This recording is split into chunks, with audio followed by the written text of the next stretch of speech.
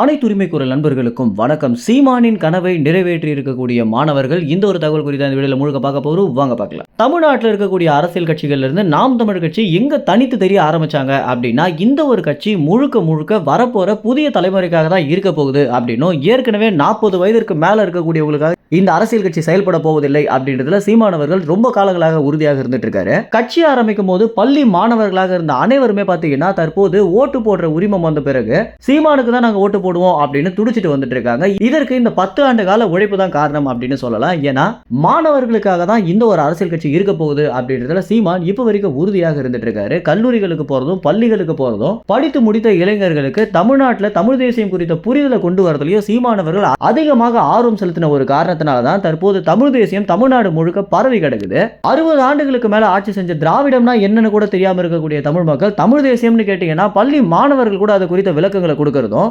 தமிழர்களுக்கான அரசியல் தான் தமிழ் தேசியம் அப்படின்றத உணர்ந்து பல பேர் பாத்தீங்கன்னா தமிழ் தேசியத்திற்கு ஆதரவாளர்களாக மாறிட்டு வந்துட்டு இருக்காங்க. இப்படி தமிழ் தேசியம் குறித்த எல்லா விவரங்களையுமே சீமானவர்களால் தான் தமிழ்நாடு முழுக்க பரப்ப முடிஞ்சது அப்படின்றத நிதர்சனமான உண்மையாகவும் இருக்கு. இந்த வகையில படித்த இளைஞர்கள் தான் அதிகமாக நாம் தமிழர் கட்சிக்கு தங்களுடைய ஆதரவு கொடுத்துட்டு வந்துட்டு இருக்காங்க அப்படின்றத நம்மளால கண்கூட பார்க்க முடியுது. உதாரணத்திற்கு கல்லூரி மாணவர்கள் அனைவருமே சேர்ந்து நாம் தமிழர் கட்சிக்கு ஆதரவாக ஓட்டு திரட்டுறதாகட்டும், இன்னொரு பக்கம் பள்ளி மாணவர்கள்லாம் பார்த்தீங்கன்னா நாம் தமிழ் கட்சிக்கான பரப்புரையில் ஈடுபடுறதாகட்டும் அப்படின்னு இதுவரைக்கும் அரசியல் வரலாற்றிலேயே நம்ம பார்க்காத பல விஷயங்கள் சீமானால நடந்திருக்கு அப்படின்றத நம்ம ஒத்துக்கிட்டே ஆகணும்.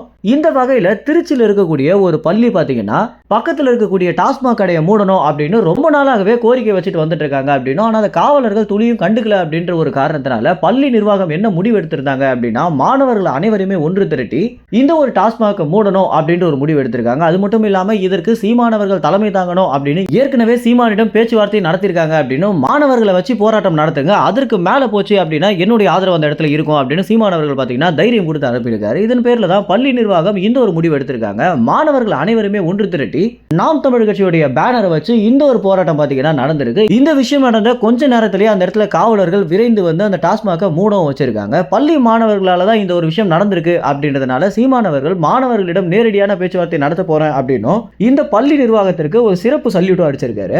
மேலும் இந்த தகவல் குறித்து என்ன நினைக்கிறீங்க அப்படின்னும், இந்த மாதிரி மாணவர்களுக்குள்ள அரசியல் புகுத்துறது பத்தி என்ன நினைக்கிறீங்க அப்படின்ற உங்களுடைய கருத்துக்களை கமெண்ட்ஸ்ல தெரிவிங்க. நன்றி, வணக்கம்.